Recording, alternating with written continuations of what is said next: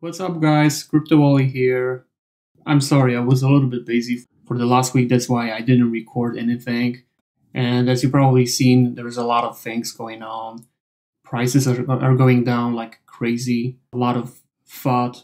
And one of the factors for this FUD is actually the whole situation with USDT, the Tether, and the Bitfinex. So I wanted to talk about it a little bit today to actually explain it, and so you would see how serious actually is that right now. So a little bit of explanation. First of all, what is USDT? So USDT is actually a representation on one single dollar by crypto. And what that means is actually you may be able to, it's always representing $1. So no matter if the prices for other cryptos are going up or down, Tether is always following the value of $1. So it's actually representing like the fiat without being forced to exit from it and actually use dollars as a US dollars.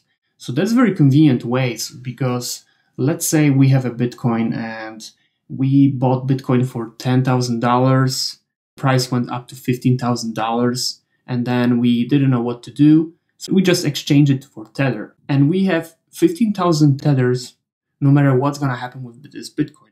And in the same time, we don't have to cash out that Bitcoin, which actually would cause that we'll have to pay a tax and so on and so on.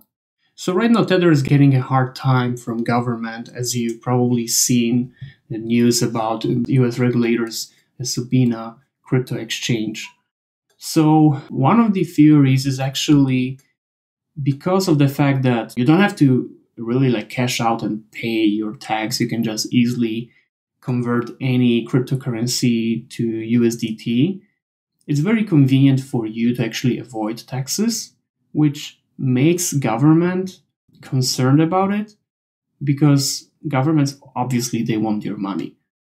So first of all, as I explained what Tether is, I want to tell you about the CEO of Tether.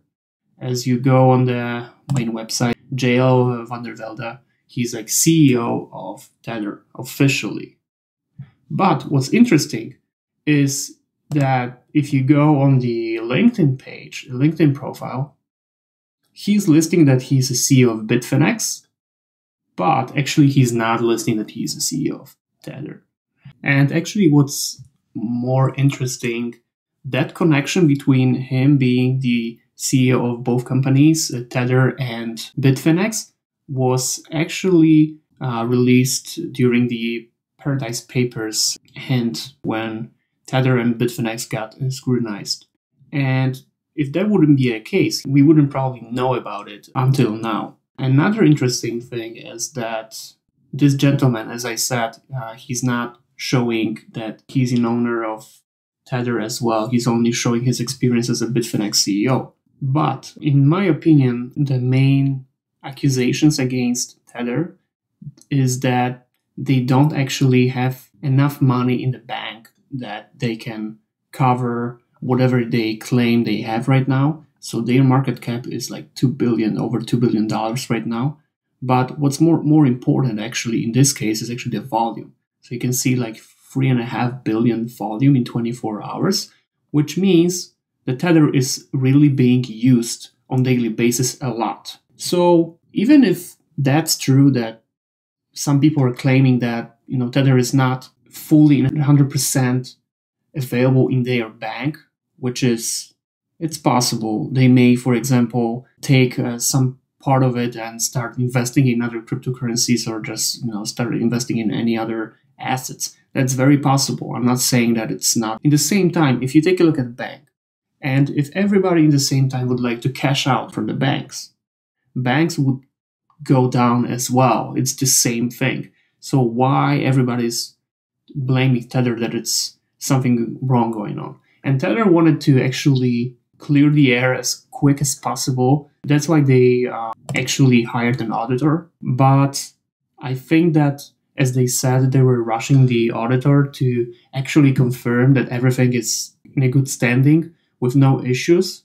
So they were rushing the auditor, but auditor said, I'm not sure what the auditor said, but they actually like cut the ties. So as a final result, there was no audit, and right now Tether is looking for another auditor to finalize the process and actually confirm that everything is in a good standing. That's the official version. I think that possibly there might be that auditor found something which they didn't anticipate and didn't want to be found, and there were some issues with that. That's also very possible. No matter what, in my opinion, I think that the biggest deal right now is that when you saw this article, it was like a big blowout, like at January 30, about this subpoena. And then in January 31st, it's actually updated here on, now it's still January 30, but it was an update. So you can see like almost in 12 hours, they updated this article. So the initial date that the subpoena happened, as they wrote here, was January 30, which is not true because the subpoena was on December 6th, actually. So I don't know, that everybody was probably too busy and nobody cared about it because the prices were going up, so nobody really paid attention to it. Somebody's trying to spread a lot of thought instead of actually going through some facts and admit that, in my opinion, the situation is not that bad as it looks like. I think that the biggest issue right now is the government. And I might be wrong, but in my opinion, the government will do absolutely everything to take Tether down. Which doesn't mean that Tether is having serious issues, but government doesn't like the fact that Tether is sort of like a replacement for fiat in terms of avoiding paying taxes. That's my opinion about it. So to summarize it, I think that, in my opinion, Tether's situation is not that bad as they say, but I'm a little bit worried about government and the whole subpoena thing because it feels like they were pushing them as much as possible to actually spread more and more fear around people. And what's the most important thing, and actually the scariest thing, is that, as I was talking about the volume right now, if people would drop this whole project, I think that the prices would go down by 80 to 90%. And you would say that, how is that even possible if Tether is having only $2 billion market cap?